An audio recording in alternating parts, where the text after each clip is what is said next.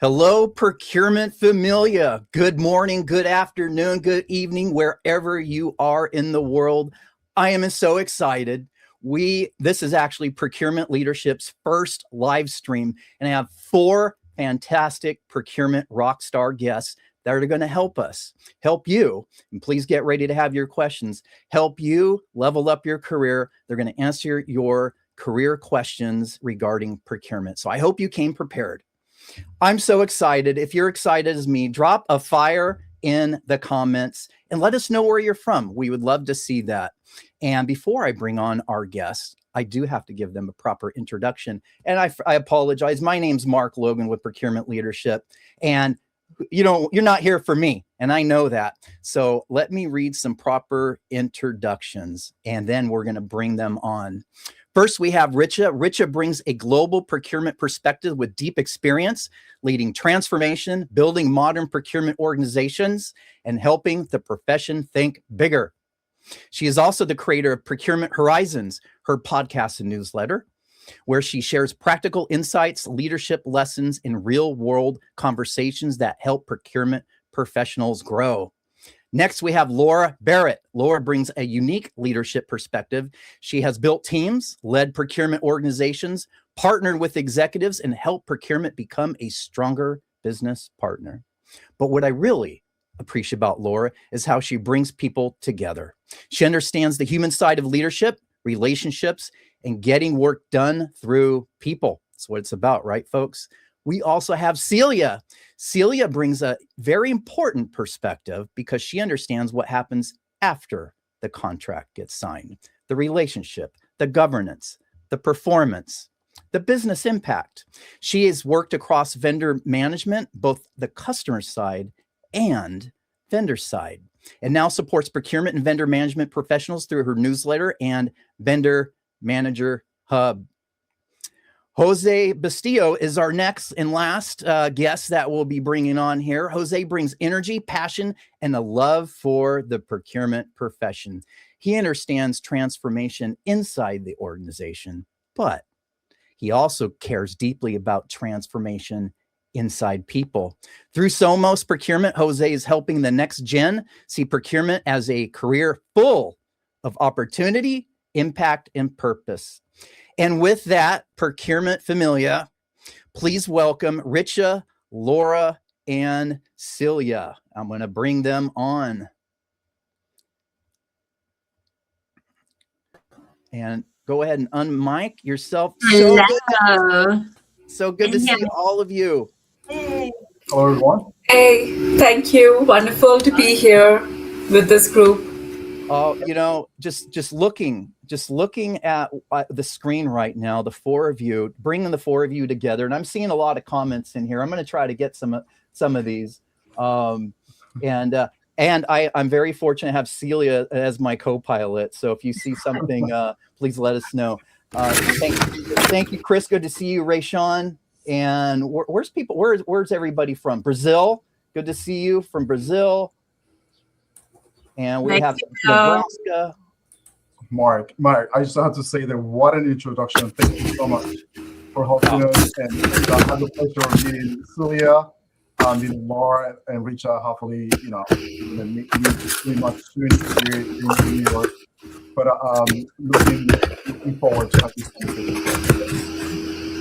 I'm getting feedback from one of you, I think. So perhaps keep your mic off until you're ready to speak, and we'll try to figure that out. But absolutely, Jose, I am a little bit selfish with this because you're all my friends, and I did want to get us all together. Let me try to work out some of this and see where we have from India. Awesome. Wow. And New Hampshire. Where else do we have? And yeah, feel free to drop your LinkedIn in the comments below if you want to connect with one another. And that's what part of this is all about, is connecting with one another.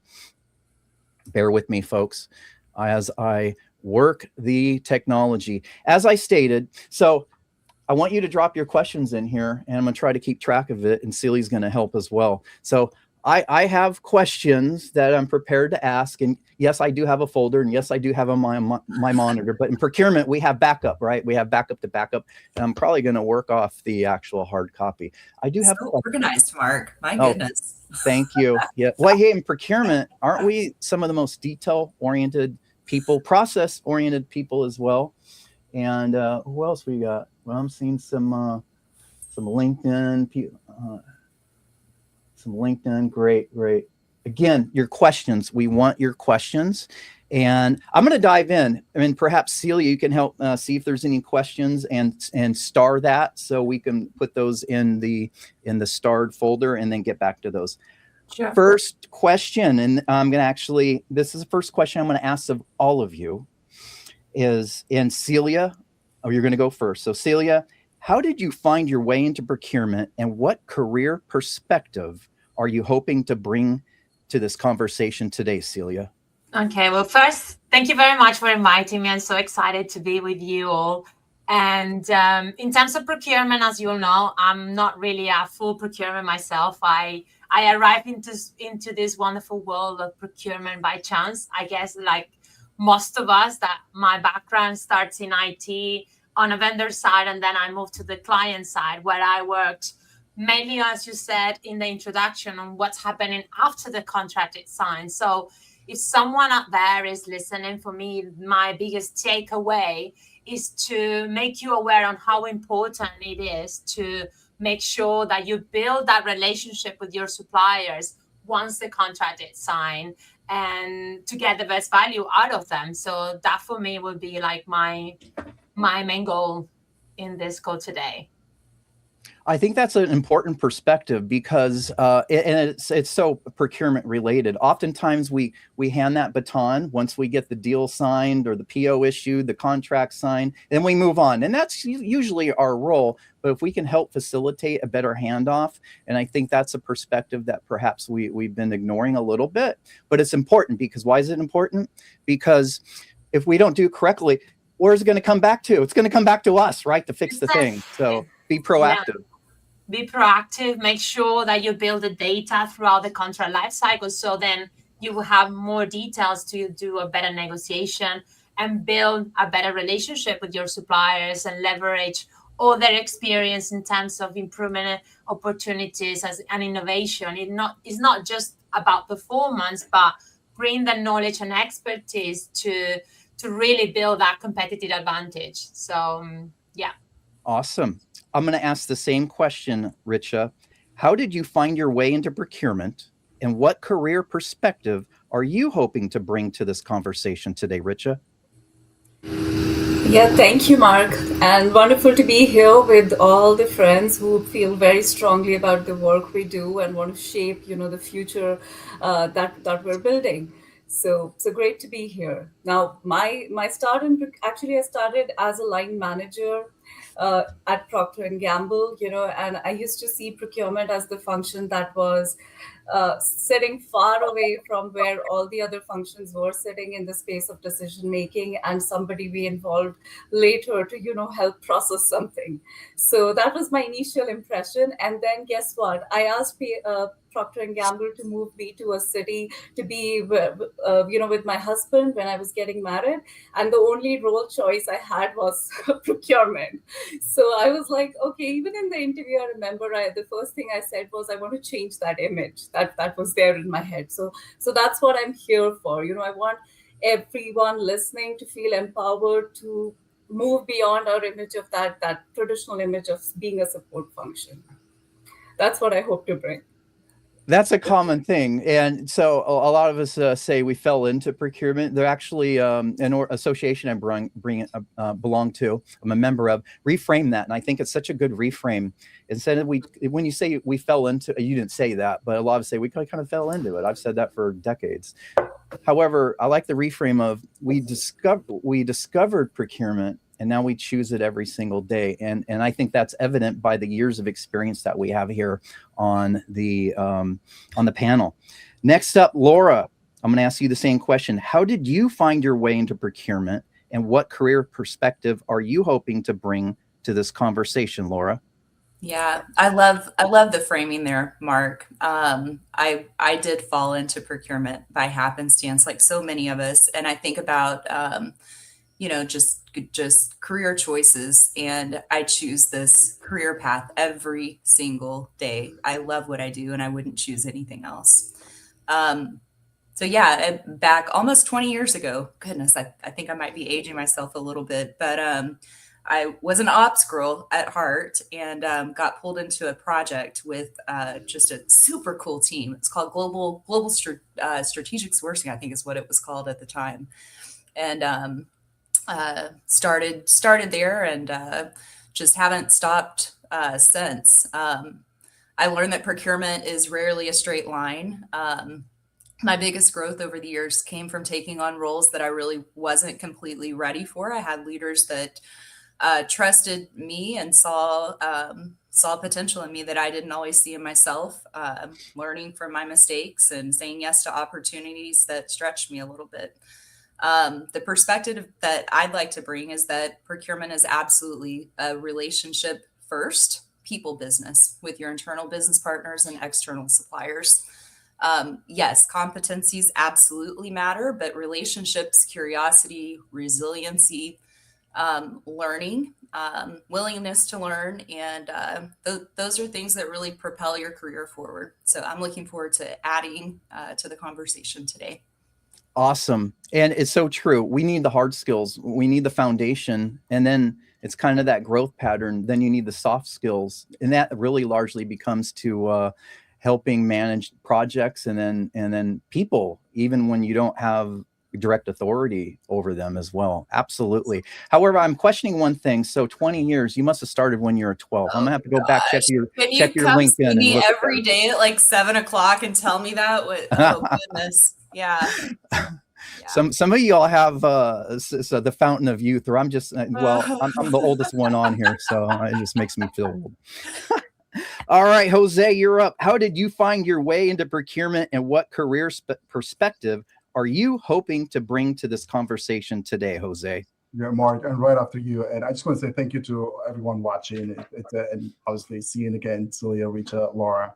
It's an absolute honor to be here discussing today. And today I'm going to talk about people and transformation. This has been my passion. This is something that I continue to talk on LinkedIn or in person with whoever I talk to. I wanted to be a broadcaster. So Mark, I'm enjoying this as much as you could imagine, because this is what I really wanted to do as a career path. But I joined, I have a degree in economics as well, but I joined procurement by mistake, just like many of us. And like Laura said, I will not change anything about what I do today, because I love what I do today. And, we talked about people, we talked about technology, we talked about processes, and technology and processes alone do not bring transformation. I think people do, right? And I think this is my message today to anyone watching, that it could be the writers initiative, it could be the smallest initiative. If we're not engaging people the right way, then it's just you're wasting your time. It's gonna fail. It's not gonna be successful. So I feel like procurement has so much opportunities for anyone that wants to join. There's so many skills that we can leverage through a procurement.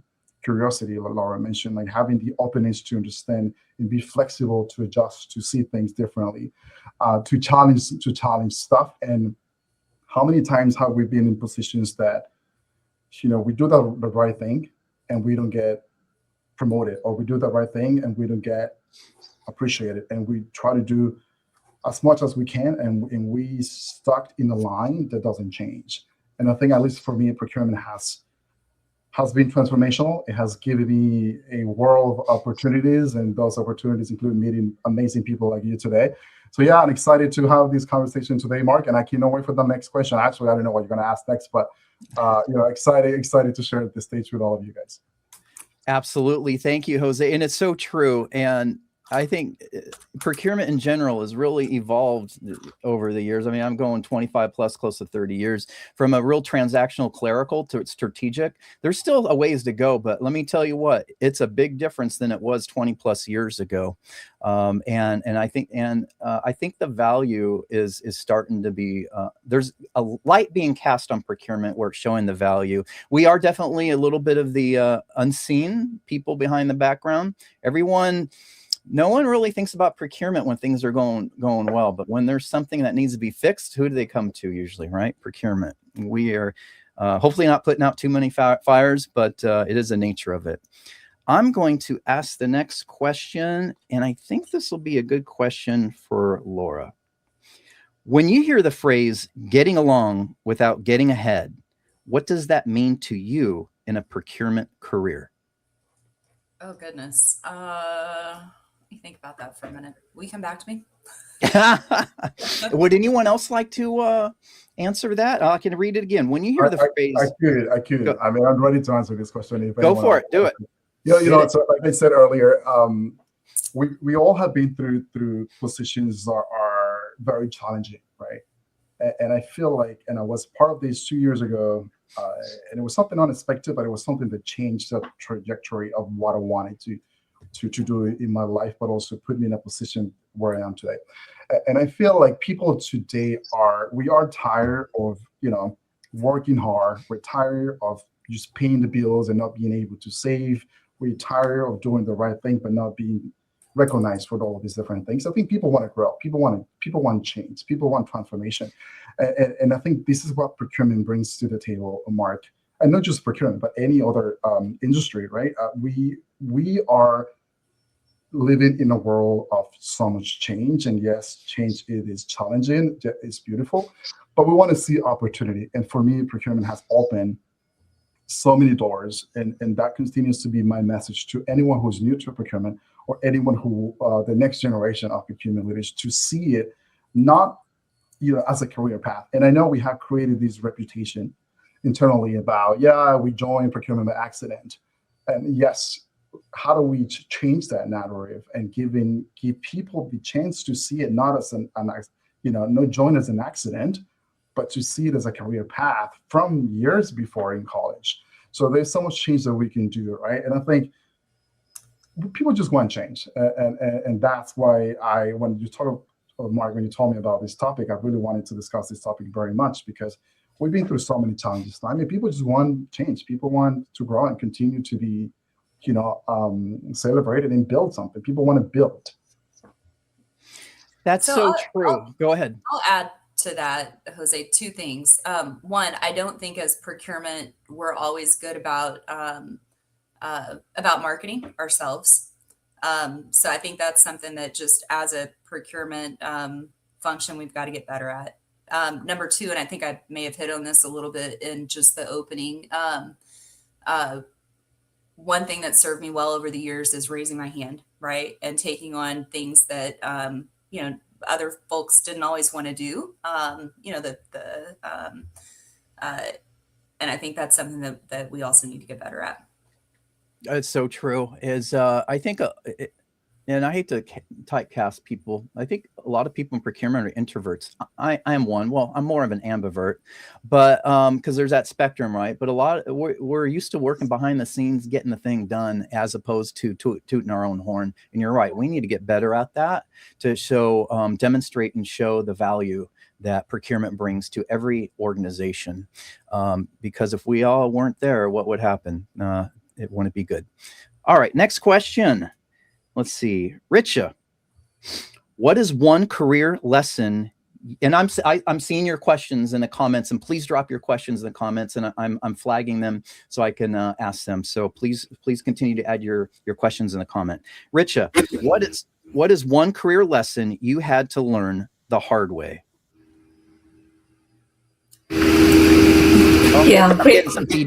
We're getting feedback. Is it okay? Is it better now? We're getting a little feedback, but we can hear you. Okay. So great question, Mark. I mean, as you mentioned in my introduction as well, I've been lucky enough to experience procurement roles across different geographies and different industries. So one thing that I had to learn the hard way, this was like at the time of my first international assignment, moving to Brussels, and I had the option to take a couple of roles, and one was a role where I could be a part of a transformation, lead and innovation, but that was a bit familiar to me. And then there was another role that I didn't know a lot about, but I also didn't I hadn't realized by then that I'm not good at the process stuff. I'm very good at improving the process, but I'm not very good at keeping the process the same as always. So I ended up taking the assignment because it seemed the new shiny stuff at that time. I was about 30 years old at the time. So I took that assignment and I learned the hard way that the two things that I got wrong, in addition to knowing what kind of work I like to do, it was I disappointed the leader who had trusted me, who was my sponsor. I ended up taking something because I didn't know that how would relationships work. And I thought I'll be brilliant enough to establish the same relationship with anyone. And I learned the hard way that relationships, how we work with each other, that takes a lot of effort. So I missed that in my ambition. And the second thing that I missed was my own personal priorities. That yes, career is very important to me, but for me, family comes first, and I had chosen this assignment, which was far away from my husband, and I ended up relocating. So yeah, that was one of the hard lessons I learned. Thank you for sharing that. And it's hard to have that balance. I gave up on work balance a long time ago. So I'm the worst one to ask about that.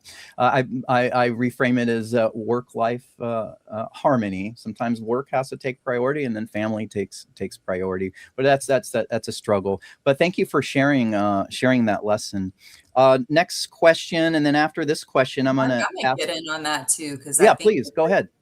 The group may benefit from this. This is a lesson I had to learn the hard way. And it's just, it really was about finding my voice as a leader. So I had just moved into a VP capacity. And it was a Fortune 1000 organization. I think at the time, it's grown since then. But I over the years, I've had the opportunity to care for a lot of different facets of procurement. Third-party risk was one of them. We were standing up a joint marketing engagement. I won't mention the company name, but launching a co-branded credit card. Some of the folks that I may or may not have worked with over the years will remember this. There were risks all over this engagement. We spent so much time conducting due diligence, standing it up. When the relationship was brought to us, we did not have a whole lot of time to, the ship had sailed on the sourcing decision. Let's just say that. I didn't feel comfortable just yet going to our C-suite and saying, this is a terrible, terrible, terrible decision. Long story short, immediately after the card launched, we did not have control over the credit box. There were 2 hurricanes that hit the delivery center for where this supplier was located. They were terrible to work with. We weren't able to conduct proper and complete due diligence on the supplier.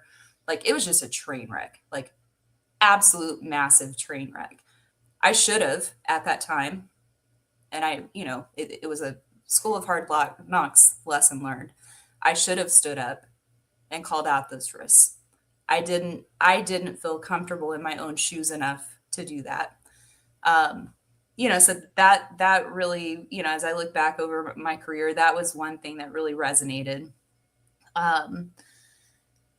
There's another lesson learned at another organization. We spent a lot of time, blood, sweat, and tears, rationalizing our supplier panel for a certain category, and critical category, and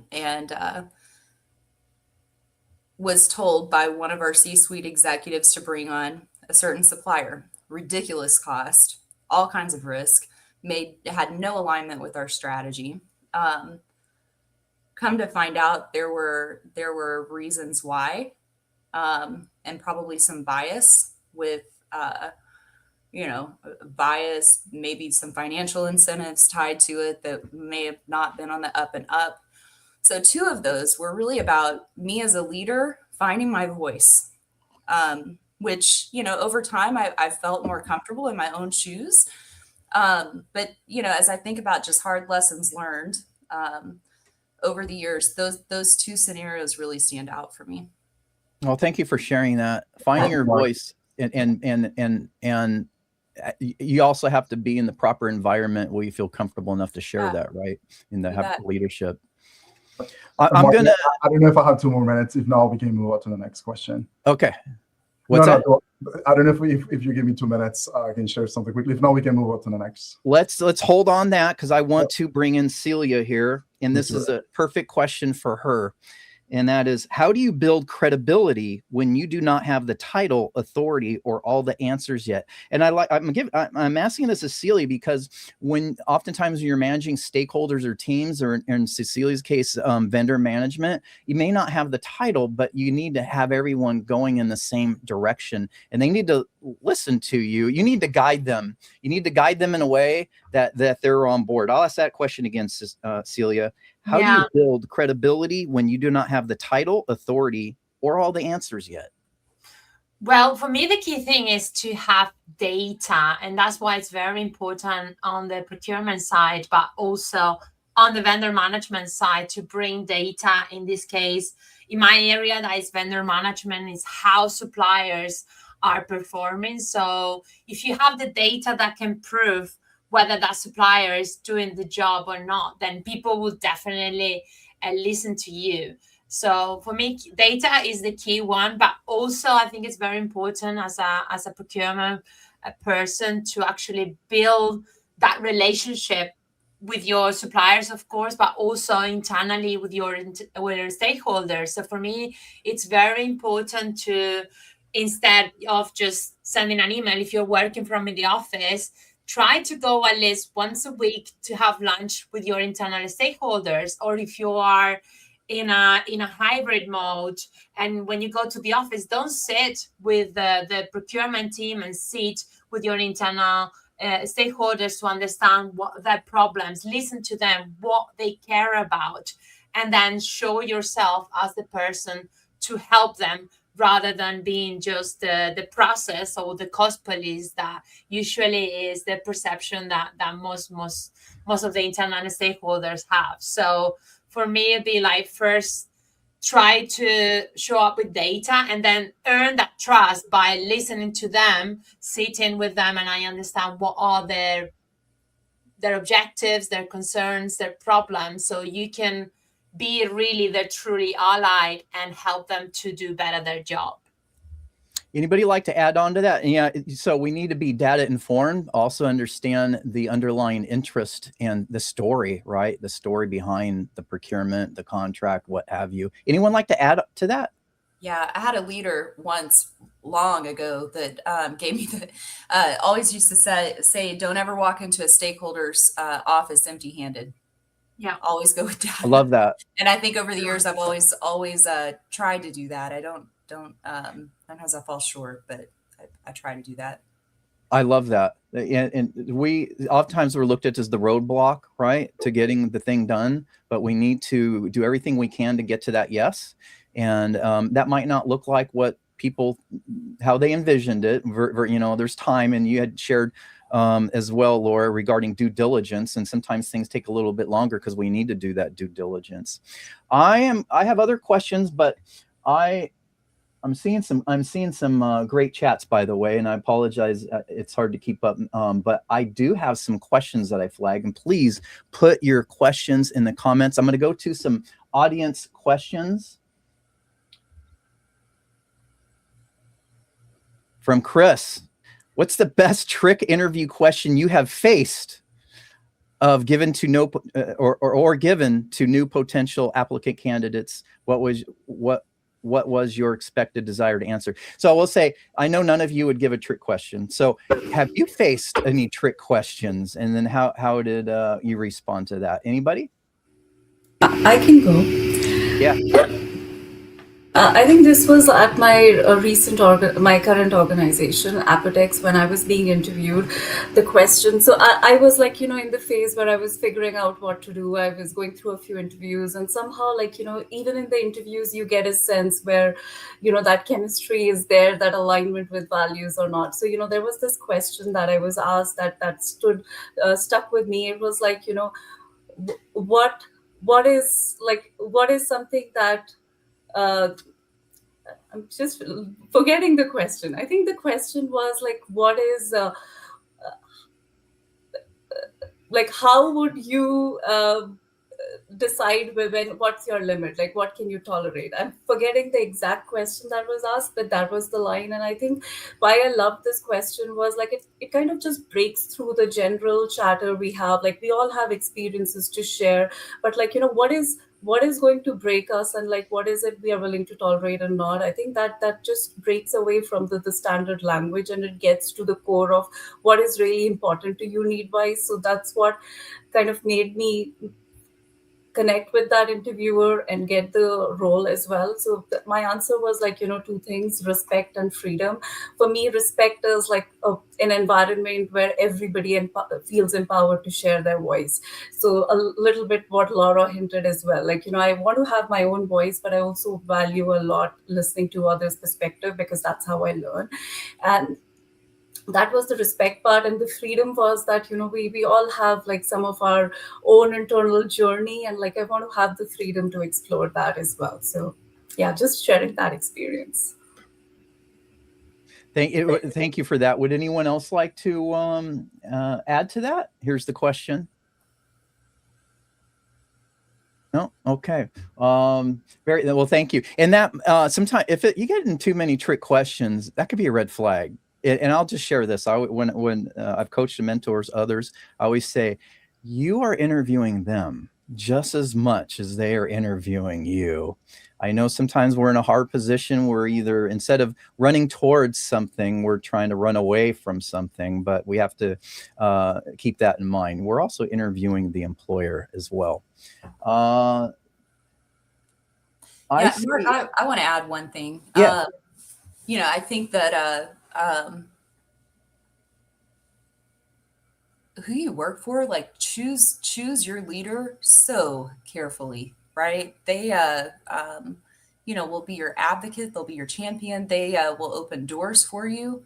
Man, I have like just worked for some incredible leaders over the course of my career. And and I've also had one a really bad leader that just made life miserable.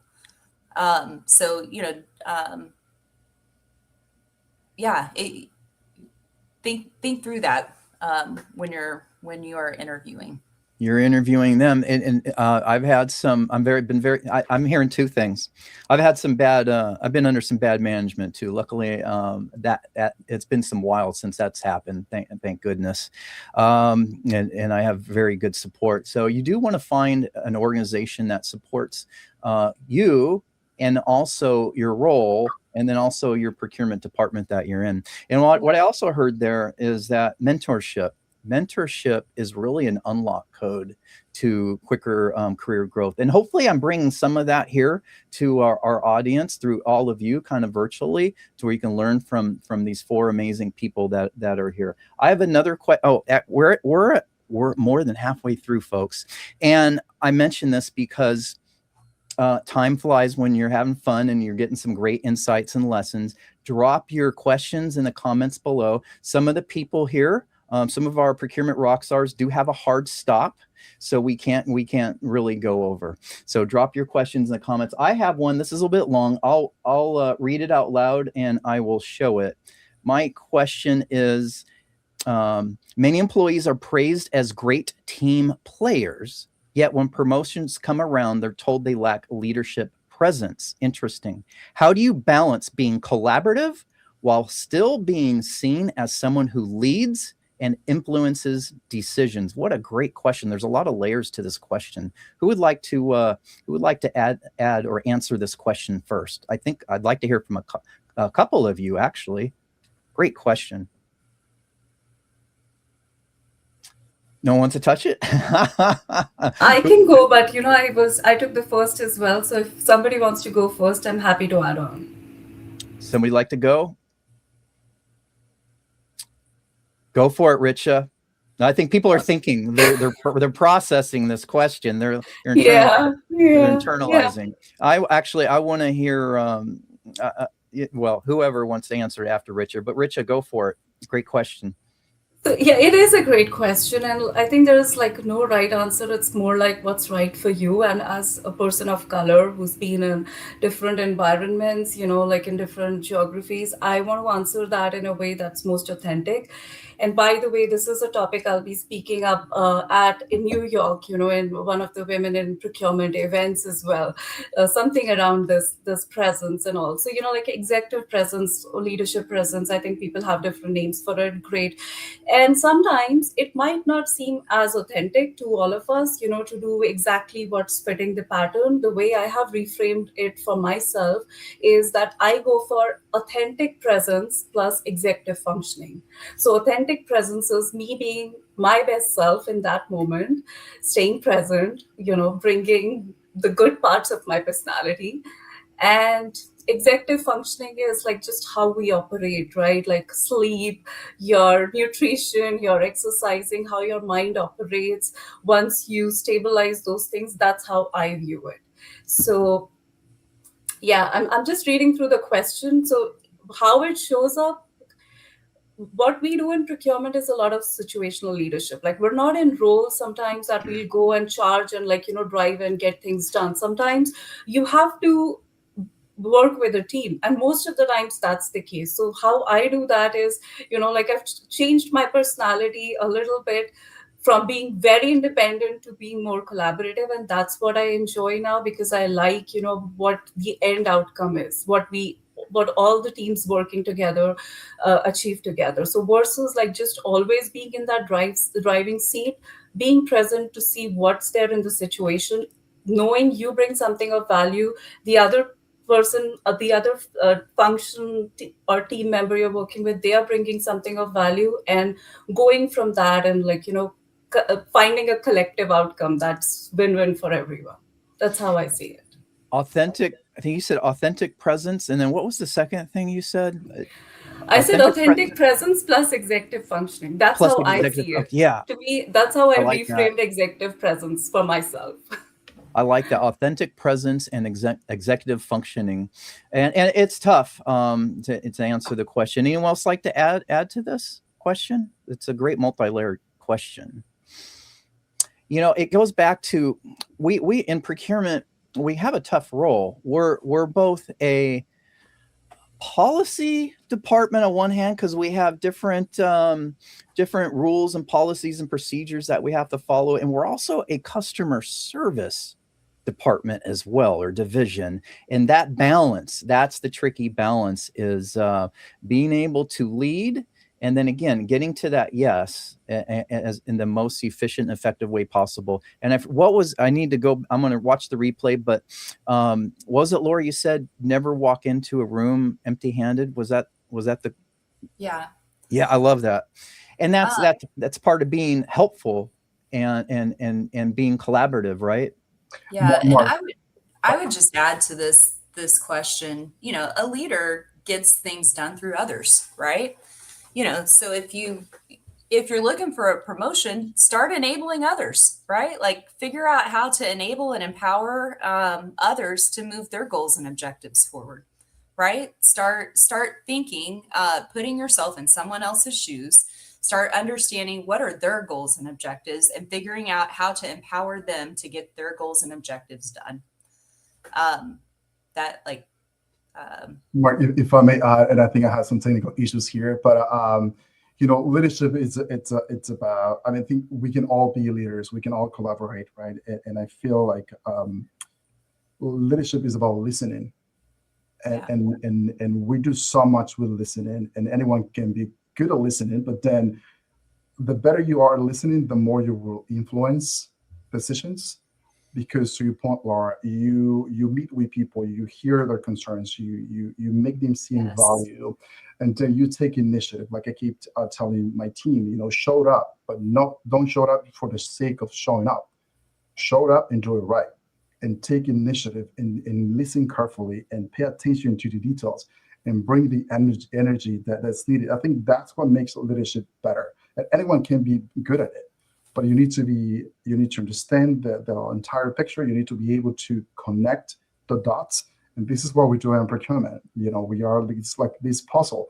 And that's what leadership is about. And I think I encourage, and I do this every day with my team. You come here with ideas, solutions, and if you have issues, you bring the issue, but present the solution. And we work together. Jose, I'm gonna double down on that. You don't have to have a title to be a leader. You want to be a leader and you want to be promoted into a role, start acting like a leader ahead of having the title. So there's a mindset shift Yes, that's needed. 1000%. Think like you are a leader. Yes. And act like one. Yeah. I agree. Everyone in procurement can be a leader. Be a leader over your own domain, whether you're a buyer, a category manager. Everyone could be a leader over their own sphere of influence. Yes. And don't show up with a stakeholder meeting empty-handed, right? Be helpful. Love it. I have actually, before we wrap up, I want to thank our sponsor of this Procurement Leadership's first live stream. There's really no sponsor, but the sponsor's Procurement Leadership, and Vendor Manager Hub for backing me up, Celia. Those are our sponsors today. So I want to have a little fun with that before I show the next question. Okay, it was a question, but it was a comment. Great. Okay. Here's another question. Hold on, was that John Hansis? Yes. What's up, John? Hello, John. All right, I have another question from Chris. I love this question. All our future. I don't know. You might want to end on this. But let's go for it. I want to hear from every one of you on this question. Thank you, Chris. What are you most looking forward to? I'll say looking for in the near future for procurement profession. Are the best days still ahead? I'll say the best days are definitely ahead. We're on this acceleration curve on procurement. I'm almost sad, that I'll be retiring in a few years. Not a little sad, but I'll still be around. But the future of procurement is I guess I'm answering this right now, is we are growing, we're getting bigger, better, and we're hitting those we're becoming more of a strategic partner. But who wants to pop on this question first? I can. Because, for me, the key thing is that now we're going to bring technology to actually free up procurement for the real human work and the relationships. So that's why I'm really, really excited for what's coming, because I think I'm not afraid of AI taking over of jobs. I'm really excited for AI to really take on all the admin stuff, all the emails, all the spreadsheets. So please do all this, all the boring stuff, so I can focus on really build relationships with my suppliers, build the relationship with my internal stakeholders, and do what humans do, which is relationships. So that's why for me, it's like I'm really excited. So for sure, the best days are still ahead. I think there's a song, the best days are ahead, or something like that. But I'll say AI is going to take over. We got to have you bust out in some song, or it just wouldn't be, the event today would not be complete unless you sung to us today. Oh, unless what? Unless you busted out in okay. in I'm going to schedule procurement karaoke, and you're going to kick it off, and I'll be after you. So I want to add, and this is tongue in cheek. AI is going to take over procurement jobs. It's going to take over the procurement jobs of the people who do not learn it. And like I agree with Celia, it's going to take over the admin work, and I hopefully everyone is using AI. And I told my staff, you better be using AI every single day. I'm 100% in. I usually dive into things on a 2.0 version. I usually not beta, but I am so in on this, and I'm learning just like everyone else and how it can be incorporated in our everyday work. So I caution everyone, if you're not using AI in your workplace, and maybe your organization doesn't allow it, and that's a whole nother thing. So I'm not speaking to those people, but AI 100%. Next up on this question, what are you most looking for in the near future for the procurement profession? Are the best days still ahead? Who wants to go next? I want to hear from every one of you on this one. We might end up ending on this, quite frankly. I can go next. So I think for me, like, the work that we're doing and the future of procurement, that, like, there's a strong element of being us and bringing that to the table, more so with the AI. So I'm reading this book called Inner Excellence, Mark, something I also gifted to you. It's by an author called Jim Murphy, who's been like a professional sports coach. And one of the examples that stayed with me was, like, about a guy called Frosty Westerling. He used to be this a national college champion coach, for football in the US. And this guy, he pumped up his team so well. He didn't have any teams losing for like about 32 years. He has a streak in that. And one of his team members, right before a game, they were so pumped up that the comment that that team member made was, they're here to beat us, and we're here to be us. So that stayed with me, that I think that's how we need to think, not how we compare to others, but how we are, and, like, how we're thinking about our work, our environment. So the outcomes we're driving, how we're collaborating beyond ourselves, not shrinking, and also not overexerting our presence. And then, like, just enjoying what we're doing. I think for me, it's about that. Love it. Thank you. We're getting pressing time. Almost 10 minutes left. Who wants to go next? I could go next really quickly. A couple of things. I think the best days are ahead of us. I would love to see a change of mindset in procurement. I would love to see colleges and universities have procurement as a career path. We do have supply chain. We need more of that. I want to see less of I joined procurement by accident and more of I chose to join procurement. And there's a lot of noises out there. There's a lot of influencers that you're probably watching right now that you can have an impact in that, in changing that weight of this narrative that we have created, in creating programs that would allow scholarships to students to finish school, students to go in school and finish in supply chain and procurement, to give them chances to really see procurement as a career path and not as an accident way to join in. I want to see companies enable more of that leadership and change management for procurement.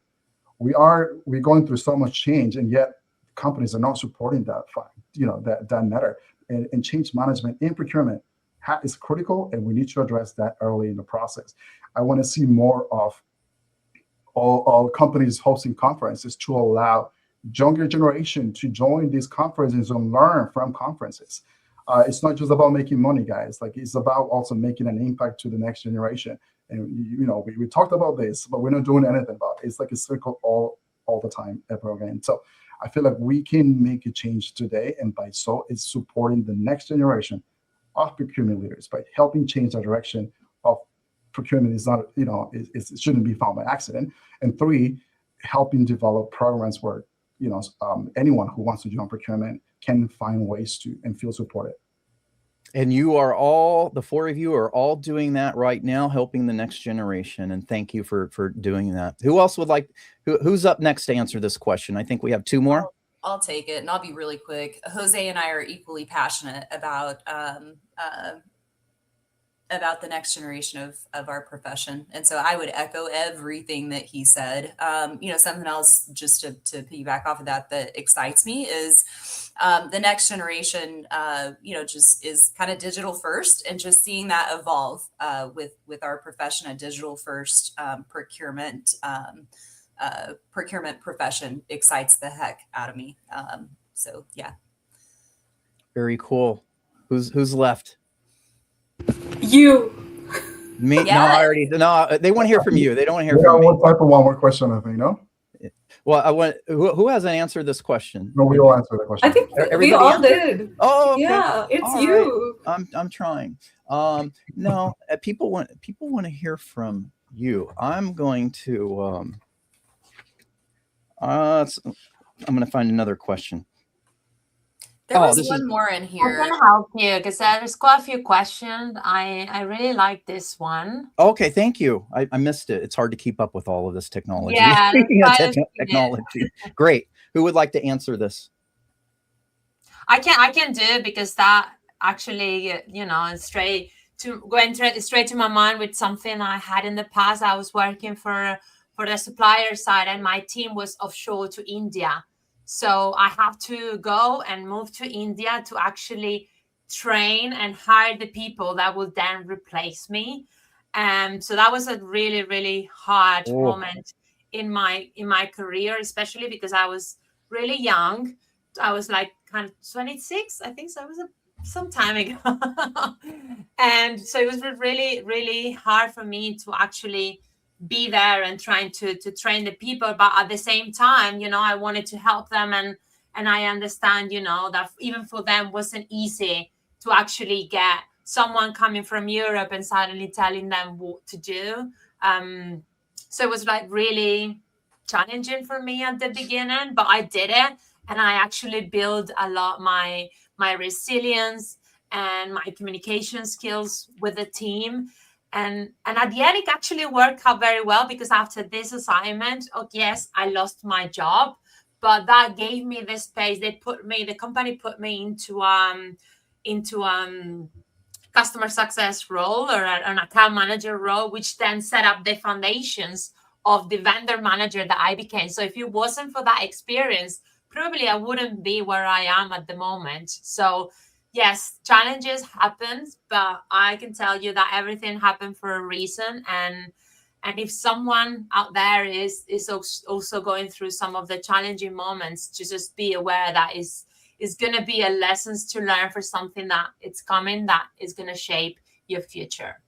And Mark, if I may add, I went through something really tough 2 years ago, 2.5 years ago, as you remember, for those who have been following my journey. And I left the company that I loved for something that, because I wanted to build, I wanted to continue to grow, right? We're talking about this today. Things didn't play out the way I thought they would play out. And it put me in a very tough situation. I found myself without a job. I guess I wasn't doing enough, whatever that happened and how it happened. And it really impacted my career in a way at that time that I wasn't really expecting. One, emotionally, and two, professionally, and with friends and family and all that. So, but I think it all depends on how you approach things. My approach 2.5 years ago was, you know what? Keep believing in yourself. You came here by yourself. You have done this and all of this and all of that. This issue is another challenge for you to learn on. And I think having a perspective and seeing things positively and drafting a plan based on that, I did not went down the road of feeling anxious or feeling sad about things. I took charge of what I was having or going through at that moment. I really embraced that moment, and I used that moment to give me strength to continue to build what I wanted to build, to find a company which I joined and I love today, and to build the team that I have today. But again, we can only control what we can control. And I remember this from someone at KPMG that I always will remember this: control what you can control. And if it is out of your control, you go to sleep, enjoy your sleep. If it's nothing that you cannot control, don't even worry about it. And I feel like this shaped me as the leader I am today, by seeing things in a way that will shape me. I don't know tomorrow, and that's the beauty of change. We don't know what's going to happen, but the approach to how you see things changes who you are as a person, changes you emotionally, gives you strength. And I think continue to, whatever you are going through today, think about the things you can control today, and work on that. And then the rest is going to continue to be added as you move forward. Hey, I'm going to add one more thing. Yeah, go ahead. One more thing to that.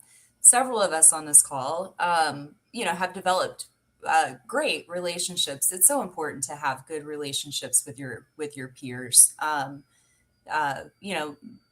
just like Jose said and Celia said, you know, we go to conferences, we get on calls, and, you know, we always talk about how, you know, just all of the things that go great.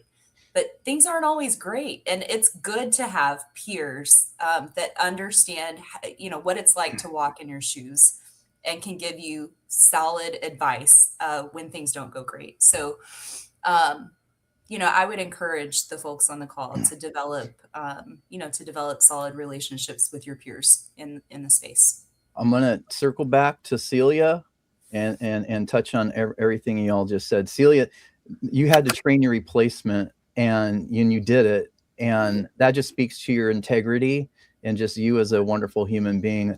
That would be a very uncomfortable and difficult thing, and be hard not to be bitter to do that, is to train your replacement. But that just speaks to your character. Thank you for sharing that. Yeah, but honestly, it's been the best thing that ever happened to me, because thanks to that, took me to a vendor management role. So yeah, everything happened for a reason. That goes to what Jose just said. You can't control what you can't control, and then sometimes another door opens. And I want to piggyback off what Laura said. I'll share this, and actually we're going to end on one quick kind of a fire round question, last question. My network, and this even predates LinkedIn, my network has largely been the key to my success in procurement. It really has. Not knowing everything, but knowing the people who know the thing, because there is someone out here that has already done what you need to make happen, or a project or a challenge, and why reinvent the wheel? So I encourage everyone to broaden their network 100%. And Laura's the master networker, by the way. You could learn from her. Last question. We have one. Mark, I want to add to that. I know you're not going to like it. We're almost at time, but this might help someone. So I love Celia's and Jose's stories, and I've always been inspired by it. I have a slightly I have my failure was slightly different, and I want to share that because it might help someone. Like, if you're not totally being honest with yourself about the kind of work you enjoy, being in an environment where you're doing routine work that doesn't bring out the joy in you, even being a top performer is a failure. I just want to say that. No, we have all failed, and that's part of growth. If you're not failing, you're not risking or trying something new. That's what I say. You need to be failing. Of course, you don't want to be a catastrophe. I mean, there's irrevocable and irrevocable decisions, right? And that's a whole nother thing. I'm thinking about doing a video on that. But we are at time. I am sad. Time flies. I have so many more questions, but maybe we'll do this again.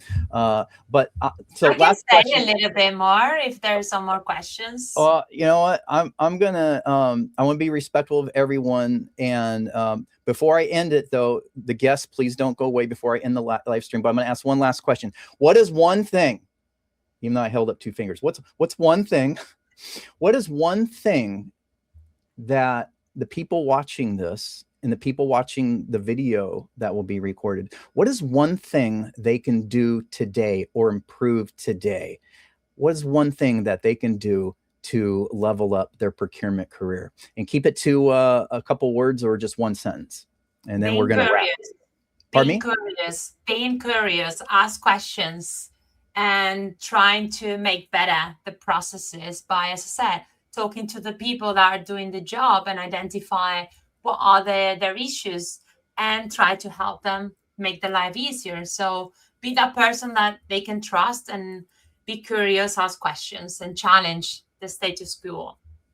Awesome. Richa, I'll go back to the 5 skills of Procurement Horizons: nice. Collaboration, critical thinking, storytelling, self-awareness, and digital fluency. I think that, to me, it's still what I used to, think about, and people that I mentor and coach, I use the same. And follow Richa in her newsletter, as well as Celia. Follow her in her newsletter as well, Richa. And I know that's a framework that you have shared, and thank you for sharing that. Jose, one sentence. What's one thing? I think continue to be who you are. Like, be authentic.